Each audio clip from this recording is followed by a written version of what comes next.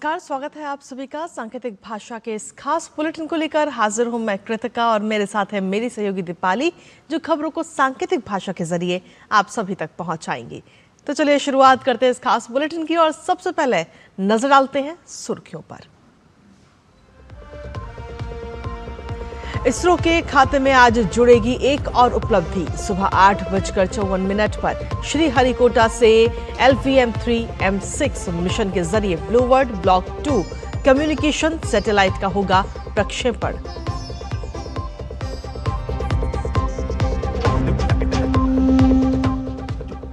पश्चिम बंगाल में मतदाताओं की सुनवाई के लिए 4000 से अधिक माइक्रो ऑब्जर्वर की आज से ट्रेनिंग।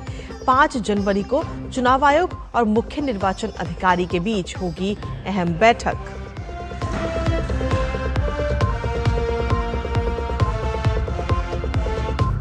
आधिकारिक दौरे पर तुर्की पहुंचे लीबिया के सेना प्रमुख समेत 4 अन्य की विमान हादसे में मौत।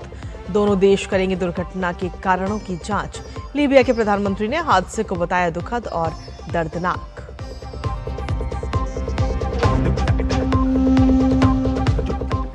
बांग्लादेश में हिंदुओं की बिगड़ती सुरक्षा स्थिति पर भारत में कई जगह प्रदर्शन। विदेश मंत्रालय ने बांग्लादेश के उच्चायुक्त को किया तलब।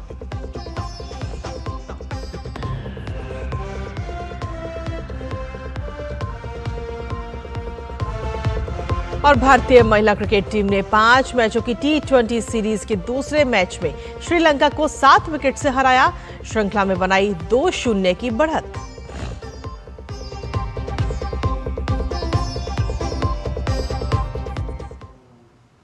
तो ये थी प्रमुख खबरें। अब बात विस्तार से। इसरो आज दुनिया का सबसे बड़ा कमर्शियल कम्युनिकेशन सैटेलाइट लॉन्च करेगा, जिसका मकसद बिना टावर या फाइबर के स्पेस से सीधे स्टैंडर्ड स्मार्टफोन को 4G 5G इंटरनेट देना है। यानी इसके सफलतापूर्वक लॉन्चिंग के बाद उपयोगकर्ता दूर दराज और कम सुविधा वाले क्षेत्रों से सभी वीडियो कॉल कर सकेंगे और इंटरनेट आसानी से ब्राउज कर सकेंगे और 4G 5G की सेवाओं का लाभ उठा सकेंगे।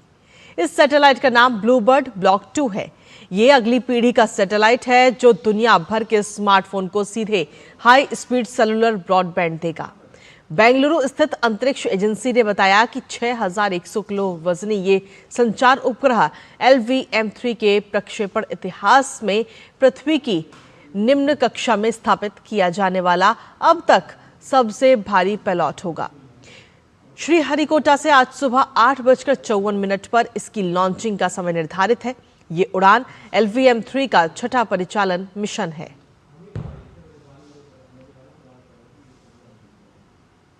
पश्चिम बंगाल में SIR के बाद मतदाताओं की सुनवाई के लिए 4000 से ज्यादा माइक्रो ऑब्जर्वर को आज से प्रशिक्षण दिया जाएगा।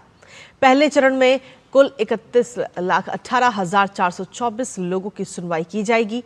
इस प्रक्रिया के संचालन के लिए 4600 माइक्रो ऑब्जर्वर तैनात किए गए हैं।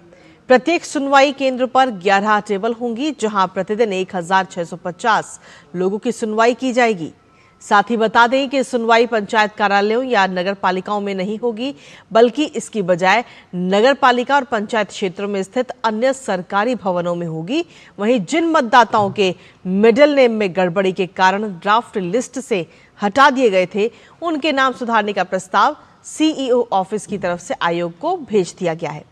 यदि ये प्रस्ताव स्वीकार कर लिया जाता है तो ऐसे मतदाताओं को व्यक्तिगत रूप से सुनवाई के लिए आने की आवश्यकता नहीं है। इस बीच 5 जनवरी को चुनाव आयोग और मुख्य निर्वाचन अधिकारी के बीच अहम बैठक भी होगी। और नए साल की शुरुआत में ही चुनाव आयोग ने पश्चिम बंगाल विधानसभा चुनाव की तैयारियों को लेकर एक अहम बैठक बुलाई है। चुनाव आयोग और पश्चिम बंगाल के मुख्य निर्वाचन अधिकारी मनोज कुमार अग्रवाल के बीच ये बैठक 5 जनवरी को होगी। इस बैठक में राज्य विधानसभा चुनाव के दौरान केंद्रीय बलों की तैनाती और उनके उपयोग को लेकर चर्चा होगी। साथ ही इस बार का चुनाव कितने चरणों में कराया जाए, इस पर भी विचार विमर्श होने की संभावना है। वहीं आपको बता दें कि बैठक में राज्य पुलिस के नोडल अधिकारी भी मौजूद रहेंगे। तुर्की में भीषण विमान हादसे में लीबिया के सैन्य प्रमुख मोहम्मद अली अहमद अल हद्दाद की मौत हो गई है। विमान में सवार 4 अन्य लोगों की भी मौत हो गई। यह हादसा मंगलवार शाम उस समय हुआ जब लीबियाई प्रतिनिधिमंडल तुर्की की राजधानी अंकारा से आधिकारिक दौरे के बाद अपने देश लौट रहा था। लीबिया के प्रधानमंत्री अब्दुल हमीद दिबेबा ने इस घटना को दुर्भाग्यपूर्ण और बेहद दुखद बताते हुए कहा कि ये लीबिया के लिए एक बड़ी क्षति है। हादसे के बाद अंकारा एयरपोर्ट को अस्थायी रूप से बंद भी कर दिया गया और कई उड़ानों को अन्य स्थानों पर डायवर्ट किया गया।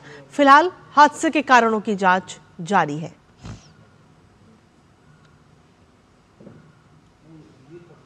उपराष्ट्रपति सीपी राधाकृष्णन आज आगरा के दौरे पर रहेंगे, जहां वो सांसद खेल महोत्सव में मुख्य अतिथि के रूप में शिरकत करेंगे। सांसद खेल महोत्सव का उद्देश्य ग्रामीण और शहरी क्षेत्रों की खेल प्रतिभाओं को एक साझा मंच उपलब्ध कराना है। महोत्सव के तहत विभिन्न खेल प्रतियोगिताओं का आयोजन भी किया जा रहा है, जिनमें बड़ी संख्या में खिलाड़ी उत्साहपूर्वक भाग ले रहे हैं। इस अवसर पर वो खिलाड़ियों को संबोधित करते हुए खेलों के महत्व और युवाओं के सर्वांगीण विकास में उनकी भूमिका पर भी प्रकाश डालेंगे। भारतीय महिला टीम ने श्रीलंका के साथ खेली जा रही 5 मैचों की T20 सीरीज के दूसरे मैच को 7 विकेट से अपने नाम कर लिया है। इस जीत के साथ ही भारतीय महिला टीम ने सीरीज में 2-0 की बढ़त भी हासिल कर ली। मैच में पहले बल्लेबाजी करते हुए श्रीलंका ने भारत के सामने जीत के लिए 128 रनों का लक्ष्य रखा, जिसे टीम इंडिया ने 11.5 ओवर में 3 विकेट गंवाकर 129 रन बनाकर हासिल कर लिया। भारत की ओर से सलामी बल्लेबाज शेफाली वर्मा ने 34 गेंदों पर 11 चौकों और 1 छक्के की मदद से नाबाद 69 रन बनाए, तो वहीं ऋचा घोष 1 रन बनाकर नाबाद रहीं, जबकि श्रीचरणी और वैष्णवी शर्मा ने 2-2 विकेट चटकाए। दिल्ली कैपिटल्स ने महिला प्रीमियर लीग 2026 सत्र से पहले भारतीय बल्लेबाज जेमिमा रोड्रिग्स को कप्तान नियुक्त किया। रोड्रिग्स ने एक बयान में कहा, दिल्ली कैपिटल्स की कप्तान बनना उनके लिए बेहद सम्मान की बात है। 25 वर्षीय रोड्रिग्स ने हाल ही में आईसीसी महिला विश्व कप में भारत की जीत में अहम भूमिका निभाई थी। उन्होंने सेमीफाइनल में ऑस्ट्रेलिया के खिलाफ 339 रन के रिकॉर्ड लक्ष्य का पीछा करते हुए नाबाद 127 रन की शानदार पारी खेली थी। पिछले महीने नीलामी से पहले फ्रेंचाइजी द्वारा ऑस्ट्रेलिया की पूर्व कप्तान मेग लैनिंग को टीम से रिलीज किए जाने के बाद रोड्रिग्स ने दिल्ली कैपिटल्स की कप्तानी संभाली है। दिल्ली कैपिटल्स 10 जनवरी को नवी मुंबई में WPL 2026 के अपने पहले मैच में मुंबई इंडियंस से भिड़ेगी। पहली बार आयोजित होने वाले खेलो इंडिया ट्राइबल गेम्स का लोगो, थीम सॉन्ग और मॉस्कोट मोरवीर छत्तीसगढ़ के बिलासपुर स्थित BR यादव स्पोर्ट्स स्टेडियम में लॉन्च किए गए। इस मौके पर युवाओं और खेल मामलों के केंद्रीय मंत्री डॉक्टर मनसुख मंडाविया ने कहा कि ये गेम्स आदिवासी क्षेत्रों से उभरते हुए प्रतिभाओं की एक नई दिशा देने में मदद करेंगे। खेलो इंडिया ट्राइबल गेम्स 14 फरवरी 2026 से शुरू होंगे। खेलो इंडिया ट्राइबल गेम्स 2026 में 7 प्रतिस्पर्धा खेलों, तीरंदाजी, एथलेटिक्स, फुटबॉल, हॉकी, कुश्ती, तैराकी और वेट लिफ्टिंग का आयोजन होगा। इसके अलावा 2 प्रदर्शनी खेलों का भी आयोजन किया जाएगा, जो भारत के पारंपरिक खेलों को प्रदर्शित करेंगे। खेलो इंडिया ट्राइबल गेम्स का आयोजन खेल मंत्रालय, भारतीय ओलंपिक संघ, राष्ट्रीय खेल संघ और छत्तीसगढ़ राज्य समिति द्वारा किया जा रहा है। और इसी के साथ फिलहाल सांकेतिक भाषा के इस खास बुलेटिन में मुझे, मेरी सहयोगी दीपाली और हमारी पूरी टीम को दीजिए अनुमति।